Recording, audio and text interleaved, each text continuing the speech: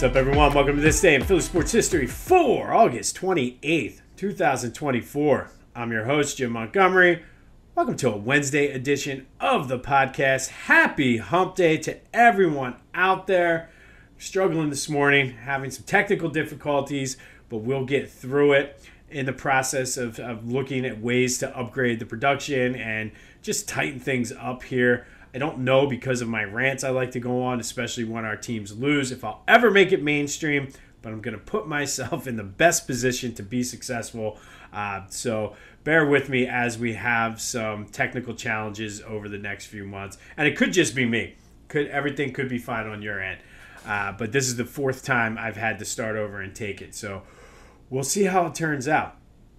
But I do have a big announcement today. I've been mentioning over the past couple weeks that the second anniversary of this day in Philly sports history is coming up. September 8th is the day. And I've decided to have a little bit of fun heading into year 3. So starting this Sunday, we're going to have fun with the number 2. We're going to talk about number 2s in Philly sports, second all-time leaders, assistant coaches, the number 2 guy in charge, 2 guards, second round picks, playoff game 2s, all kinds of stuff involving the number 2. So stay tuned for that starting on Sunday. Also starting on Sunday, I'm going to give you a chance to win a shirt from Philly Goat. Any t-shirt you want. All you have to do is between September 1st and September 8th, call or text the Back to the Future voice and text line, leave a message, send a text message, and be subscribed to the YouTube channel. If you do those 2 things, you'll be entered into a random drawing for a Philly Goat shirt of your choice. So anytime starting midnight September 1st till 11:59 on... Actually, we'll do it 11:59 on September 8th. We'll do it through the entire week of the anniversary celebration, and I will randomly draw the name Monday, September 9th, and get you your t-shirt. And who knows, if we have enough people participate, maybe I'll go 2 shirts. You never know. Maybe I'll do 2 for the second anniversary. But be sure you're subscribed to the YouTube channel, and then starting midnight on September 1st, anytime you call or text the Back to the Future voice and text line, you'll be entered into a random drawing for a Philly Goat t-shirt. Very excited. It's just my way of saying thank you to the loyal listeners out there. I can't believe it's been 2 years. I've missed more days of my day job than I've missed of the podcast, which we have not missed a day since September 8th, 2022. I am proud of that fact. Over here grinding, but good things are on the horizon, and I'm looking forward to year 3. But be sure you're subscribed to the YouTube channel. You need to call or text the Back to the Future voice and text line at 267-495-8531 from September 1st to September 8th, and be subscribed to the YouTube channel to be eligible for the drawing. The YouTube channel is at Jimbo_Mont. Why don't you go over there now, subscribe, and then be done with it, so that way you don't have to worry about it, and then you just call and vent or cheer or whatever you want to do to the voice and text line. Follow me on social media, Jimbo_Mont, Twitter and TikTok. On Instagram, at PhillyJimbo. You can find me on LinkedIn, Facebook, all of that stuff. But spread the word too. Let people know if you're looking for a free t-shirt from Philly Goat. Just subscribe to the YouTube channel and call. And in the meantime, the added bonus is you'll get all of this great content absolutely free. I feel like an infomercial. And if you call now, you'll get the podcast absolutely free. But want to have some fun, say thank you as we enter year 2. Some interesting things that, like I said, I'm working on for the number 2. And then I really am working on improving some of the production and tighten some things up. I have a lot of good ideas for year 3. So just kind of working behind the scenes. So stay tuned for that. But again, thank you for almost 2 years worth of loyal listening, and be sure to get that subscription into the YouTube channel. That way you can be eligible for the drawing for the Philly Goat t-shirt. And it will be of your choice. So whatever you want, let me know. T-shirts, not hoodies, hats, and all of that other stuff. I'm not made of money. I'm still doing this for free and have to work a day job. But I will throw you a t-shirt to say thank you for being a loyal listener. All right. Another good win for the Phillies last night. I'm still not ready to say they're 100% back, especially with a 4-game series with the Braves on the horizon. But by Sunday, I would be ready to say they are back if everything goes well the rest of the week. Nola was just absolutely outstanding. He was his normal playoff Nola self. So if that's the Nola we're going to get down the stretch, I'm excited. 5-0 win, and a couple interesting stats I thought. It was their 13th shutout of the season, tied with the Mariners, and I believe it was the Braves. It was either the Braves or the Yankees for most in the league this year. And they are 30-1 when their starters go more than 7 or more innings, which I think makes sense. And if you think about how good they were doing early in the season, it was because the starters were going deep into games. And that one loss was early in the season. It was like the first time of the streak. So they won 30 in a row where the starters go 7+ innings. So good win for the Phils. Castellanos hit the homer. And got to love his post-game interview last night where he said he goes up there like it's glorified batting practice, just trying to hit the ball hard. He did mention he does like hitting higher up in the lineup because he feels he sees better pitches. But I think we sometimes, because he swings at the first pitch and because sometimes he can be streaky, Castellanos is a gem. He just goes out there, and what he says and some of the stuff he says in interviews is just hilarious. I think sometimes we overlook him from that aspect, but it was pretty funny if you want to go see. He was like, it's glorified batting practice. I just go out there and try to hit the ball. I don't go up there looking to walk. Which, to hear him say that, yeah, we get it. We know, Nick. But like I said, I kind of like it, and this team is fun. That's the key so far in this turnaround. They're actually fun to watch again. I saw before the game started, they were out on the field choosing their fantasy draft position closest to the pin, which is a good idea. And I'm probably going to include a little bit of a fantasy football segment once football season starts. But as someone who plays in 3 leagues, 2 for money, 1 to not wear a dress playing golf, I like this idea of picking the fantasy draft order, doing something physical. I've seen people do all kinds of crazy relay races, a 40-yard dash. Closest to the pin is a good one. I feel like that's more fun than just picking a random name out of a hat. Of course, I play with guys that are all over, so sometimes it's hard to get everyone in the same position. But like that they're having fun. And again, I'm this close to saying they're back. I want to see how the next 5 games go before I officially say they're back heading into September. Taijuan Walker on the mound today. Likely it's a day game, so we'll probably see Garrett Stubbs, which, I don't know, ever since we've started believing it, we've started to achieve it. So if you missed last week's episode where we did we envisioned Garrett Stubbs doing the World Series championship parade speech on the Art Museum steps with the Budweiser box on his head, doing a Jason Kelsey-like rant. Ever since we've envisioned that, the Phillies have been red hot. So let's keep it. Hey, if we believe it, we can achieve it. So maybe Taijuan goes out there and actually has himself a day. Garrett Stubbs picks up where he left off on Sunday. Hey, if you can believe it, you can achieve it. But we'll see. Jose Alvarado, by the way, is expected to be back this year. He's on the restricted list due to personal issues. No word on what that is. A lot of people are speculating. I'm not going to get into that game, but wish him the best and a speedy resolution to whatever is going on. Braves did win, so the lead in the division is still 6. Dodgers and Brewers both lost, so the Phils are up 3 games now on the Brewers and tied with the Dodgers, which if the season ended today because we won the series versus the Dodgers, Phillies would be the number 1 seed. So again, I'm not quite there yet to say they're back, but it is on the tip of my tongue. Be sure, though, to go and check out my boys over at the Clashing Conferences, recording a baseball episode with them tonight. Looking forward to it. They're doing some good things over there. once it's up and posted, which likely will be Friday. You can check me out there, but that's available wherever you get your podcasts as well as on YouTube. And we mentioned the Philly Goat t-shirt giveaway. Go, don't want to wait?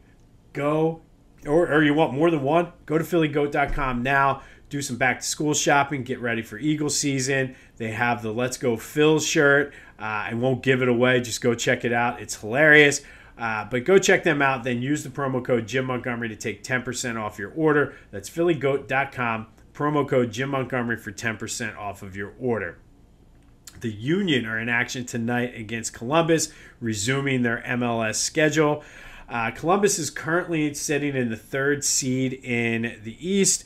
The Union are in the 10th, so they're 1 point behind Atlanta for the wild card spot and 7 points out of the non-wild card spot with 9 games left. So it's basically crunch time for the Union, and hopefully they can pick up and keep that momentum rolling that they got during the Leagues Cup as they try to sort of – there's going to be a lot of big changes for this team next year, so hopefully they can just get it done and have these guys go out on a high note.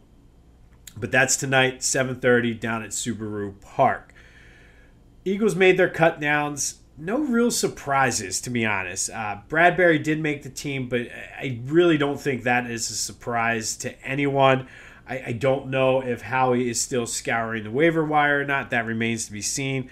Anaya Smith and Albert O were placed on the injured list, which means they only have 2 tight ends on the roster. I don't know what the plan is, whether Howie's going to scour the waiver wire. Sidney Brown is on the PUP list, which we knew was going to happen. So he's out at least 4 weeks. But that, I think, will give you sort of 4 weeks to see what Bradbury and everybody can do in that safety role. And then you can make the decision in 4 weeks. Practice squad, filling out the practice squad starts on Friday. But Howie's, I'm sure he's working. He's working hard to try to see what's out there. Offensive line still might be a concern. We'll talk about that tomorrow on our 20 questions. But no real surprises. Howie, I'm sure, is seeing who's out there. I guess what the NFL does is gives them a day or two to sort of see who got cut, and then they can start building their practice squads on Friday. So we'll keep you updated as things develop with the roster. All right, I did have a chance to look over somewhat. I didn't read all 300-plus pages, but the Sixers Arena study that was released yesterday, they did say it would bring $1 billion in revenue to the area, resulting in like $390 million in taxes. Less than what the team said. Who knows what's going to happen with that? I mean, again, that's projections. But that's a pretty good sort of, especially since the team is going to be fronting the bill on building the arena, having that tax revenue for the city, who always has issues with money, is a good thing. And I mean, for something that they don't have to pay for, and I said it yesterday, and it's a shame, but that area down there is an absolute shithole. It's just a big empty space, and there's so much that could be done where they want to put the stadium. So that's a positive. There would be no housing displacement, so nobody's going to lose their home. A lot of folks are worried about gentrification and a loss of the culture identity. And that, especially in larger urban areas, that's always an issue as people move in. What happens to the people that live there? What happens to the identity of the neighborhood? Especially in Philly, because Philly is such a neighborhood and culture identity-driven city. But I think a lot of that is still to be determined. I don't think it would be a bad idea to maybe incorporate some of the Chinatown culture into whatever businesses and things that into the arena. Like, I don't think it's a bad idea to embrace that and celebrate that, especially if that's a major concern of what could happen. That might alleviate some of the concerns, and I think it'd be a cool, great way to just celebrate inclusion and get people sort of understanding and knowing you're in Chinatown. What does that mean here in Philadelphia? Parking and mass transit is going to be, I think this ends up being the sticking point for this. They're expecting 40% of people to take mass transit. I don't know what the numbers are for Eagles games, but for the most part, people drive down together. They said there'll be enough parking. It's just more of the traffic, and the traffic with the Eagles is just absolutely ridiculous. So they do need to manage that better, but we'll see. And they did say that I guess the final results of the study were that it's an appropriate project, assuming it's done well. The team's doing it versus the city, so that gives me somewhat more hope. However, anytime the city is involved, as someone who lived in the city for almost 20 years, sometimes the city of Philadelphia gets in its own way sometimes, if I'm being fair here. There will be other events like concerts and I'm sure the circus and Disney, on all the things that you typically would see at the Wells Fargo Center. I'm sure they'd be able to bring over to the new arena. And then Mark Squilla, who is the city council rep for that area, also said it's a viable project, but more work needs to be done specifically with the gentrification and loss of cultural identity, which I do believe is a big, important thing. But I think it's an opportunity here for the Sixers and the city to really, maybe not revive isn't the right word, but get the word out there and really celebrate the culture identity of Chinatown, and really, like, I don't know, to me it's important to celebrate everybody. So get those people to that are the Chinatown sort of neighborhood development, get them involved in the planning. Like, how can we celebrate Chinese culture? How can we make sure that putting a stadium here is not going to take away any of your culture identity? And I know the neighborhood civic associations are big in the city because I served on the Roxborough one. And get the people on the Chinatown development, whatever their official name is, but get them involved and get the people that really are invested in this area, give them a seat at the table. I think that's the only way. And I mean, obviously, as you can see, I'm a fan of the stadium being down there. But it is, I don't know. I do think those people need to have a say. Like, get whatever and I keep saying those people, and I don't mean those people in Chinatown. I mean the people on whatever the Chinatown Development Committee is, or whatever. Have them. Like, I was very involved we did a dog park in Roxborough. We kind of fought and tried to stop the Wendy's from going in Roxborough. So those people have a lot of power, but you need them and want them on your side. So give them a seat at the table. And I think that will go a long way. Hear those concerns and address those concerns. More importantly, just don't listen, address those concerns. But I think it's a great opportunity to embrace the culture identity of Chinatown with this new arena. That I think it's a great opportunity. I just hope the Sixers and the city don't fumble this away, because a lot could be gained and you could bridge some gaps and bring people together. So I think by bringing the Chinatown neighborhood, and again, I keep just saying it, I don't know what the actual name of the organization is, but by bringing them, maybe they can come up with some solutions. Like, if this is where this arena is going to go, these are the people that know the area, so let them help. Like, give them a seat at the table. And I think a lot of times people don't do it. I think the traffic is always going to be the issue. They need to encourage the use of mass transit, so I don't know if that is like for the Eagles games, but Miller Lite sponsors free rides on game day, so maybe it's something like that. I don't know. I mean, I think there is a way to do it. I think the fact that it is deemed a viable option is huge. The fact that Mark Squilla, who is the city councilman, who sort of probably has the key to all of this, isn't saying no way. I think it was a huge step. And I mean, knowing the way that governments work, it's specifically in Philadelphia, having lived there for so long, doesn't mean a thing. Doesn't mean it's moving forward. Doesn't mean it's that. However, I do think it was a good first step. I was expecting them to say there's no viability to it. So the fact that it's viable, I think, is half the battle. Now bring the folks in Chinatown to the table and work through some of the differences. And I don't know. And again, I'm a fan of it. I would totally take the train down, take the kids, and I would be more inclined to go to Sixers games being able to take the train than I would be driving. And I know there's some people in the suburbs like me that would not. But for me, I would love to take the train right into Market East and be good to go. But again, there's a lot of the details still need to be figured out. So that's sort of my take on the arena.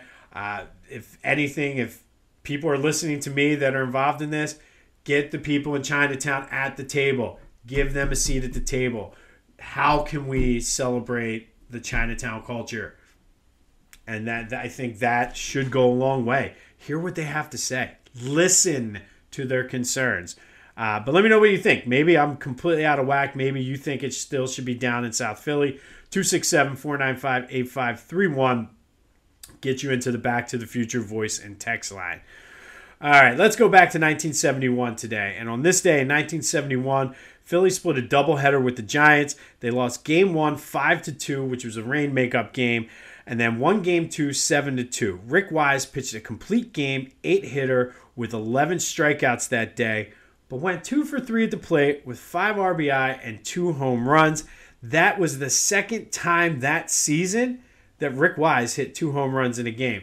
The first time, as you know, we talked about it a couple months ago, he had a no-hitter, and then he came back and hit 2 home runs in a game again. It's happened quite a few times over the years. We talked about Robert Person. We talked about Randy Wolf. But it's one of those things that probably isn't likely to happen again anytime soon, with the exception of Ohtani, for a pitcher to hit 2 home runs in a game. Byron Brown, remember him? I don't either. But he also homered in this game. But back to Rick Wise. Rick Wise had a great 1971 season. Went 17-14 with a 2.88 ERA, 17 complete games, 4 shutouts, 155 strikeouts, was an all-star. We talked about the no-hitter, hit 2 home runs in a game twice, one of them during those no-hitter. And here's what's crazy. At the plate, he hit 237 with 6 home runs and 15 RBI and 97 at-bats. If you would have told me that that's the kind of production you get from a pinch hitter, I'd gladly take it. But this dude was going out there and not allowing runs and pitching complete games too. So he did parlay that 1971 season into being the other guy in the most lopsided trade in Phillies team's history. And honestly, that's saying something, because the Phillies have made a lot of bad trades over the course of their history. But Rick Wise, again, was the other guy that was traded for the Phillies to acquire Steve Carlton. Worked out fairly well for the Phillies and Steve Carlton, I would say. But this possibly could be the most lopsided trade in Major League Baseball history. But on this day in 1971, Rick Wise pitched a complete game, hit 2 home runs for the second time this season, doing so again in June when he hit 2 home runs and pitched a no-hitter in the same game. All right, finally today, our 20 questions in 20 days about the Eagles. We're slowly wrapping this thing up. Yesterday, I asked you over under 15.5, how many touches should does Saquon Barkley need for the Eagles to be successful this year? 65% of you went over, and I'm right on that line. I think 15 to 18 is good, so I won't argue with that. I think there's a lot of weapons. I think 15 touches a game is a good number for him. But thank you, as always, for participating in the question of the day. There will be another question later in the show. Today, it's all about Vic Fangio, though. And with Vic Fangio, I think his record speaks for himself. He has a good history, a long history in the NFL as a defensive coordinator, as well as a head coach. The defense last year also speaks for itself. They were terrible, absolutely terrible. it's going to be hard to be as bad as they were last year. And I say that hesitantly because a lot of times when I say that, I'm like, oh, it can't get any worse, can it? It gets worse. But Vic Fangio actually comes in, though. He's that old school guy and rubbed a lot of the guys in Miami the wrong way, which to me, and maybe this is me showing my age, I think they were just soft. It's like, come on, guys, toughen up. Like, no, it's not going to be rainbows and unicorns. Like, if you're not doing your job, you're not doing your job. Like, if you don't want to get yelled at, do your job. Simple as that. But so far, the consensus in camp is that the Eagles players actually like it. They're happy about it, and they appreciate it. So you can tell who kind of grew up with either old school parents or old school coaches versus who didn't. Because, I mean, I've worked with people and work with to this day that when people tell you you're not doing something right, they get all bent out of shape. No, you're not doing it right. Like, just do it. And I think that's going to be a big piece and a big key to this Eagles defense this year. It might be a slow start, though. It might be a slow start as Vic is trying to figure out how guys on this team fit into his system. I do think he will make a difference. And it's all going to come down and everything this season on defense. And we talked about it with Jalen Carter and Jordan Davis and Bryce Huff. It's going to come down to whether or not he can get those guys in the right position for the pass rush to be successful. The success or failure of this defense comes down to the pass rush. It was a strength in the past couple years. Now it's still to be determined. I mean, there's a lot of unknown and unproven guys there. I'm confident that Fangio will figure it out. I'm not as confident that the players are the right players for the system. We talked about that, like, if Jordan Davis does this, then so much is dependent upon those guys having good seasons. And I think Fangio is going to put them into position to be successful. We're just going to see. I mean, I think this puts the spotlight on Howie Roseman completely because these were his guys he drafted. So Fangio, I believe, will put those guys in a position to be successful. Whether or not they are, that's an indictment on Howie Roseman then. But what do you think? Will the defense be better under Vic Fangio this year? 267-495-8531. That'll get you into the Back to the Future voice and text line. Let me know that. Want to vent about the Phillies. That's all fair game. But 267-495-8531 will get you into the Back to the Future voice and text line. Let me know your thoughts, too, on the Sixers arena. Am I oversimplifying it? And is the government in the city of Philadelphia? It seems pretty cut and dry to me, but if you've ever experienced the city government, you know nothing is as it seems. Union in action tonight. We'll continue to track the Eagles as they look to tweak the roster now that everybody has been cut. Phil's looking for the sweep against the Astros with Taijuan Walker on the mound. If you believe it, you can achieve it. Think positive thoughts. Stubbs probably will be catching today. Maybe that will rub off on Taijuan, who basically is pitching for his Phillies career at this point. I mean, there's no other way to say. He comes out and gets bombed today. There's no way anybody in that organization can justify putting him back out there for another start. So it's kind of a do or die. Hopefully he rises to the occasion. And then we got that big 4-game series coming up against the Braves. I'm this close to saying we're back. But hopefully tomorrow we're celebrating a sweep. Remember, starting Sunday, we're going to have some fun for the 2nd anniversary. Subscribe to the YouTube channel now so you don't have to. We're giving away a Philly Goat t-shirt as long as you are subscribed to the YouTube channel and interact with the Back to the Future voice and text line. Let's have some fun. Let's continue to grow it. Got to get the production tightened up, but that's okay. We'll get there. Go have yourself some Wednesday. Happy hump day, everybody. This has been This Day in Philly Sports History for August 28th, 2024. I'm Jim Montgomery, and until next time, I'll see you when I see you.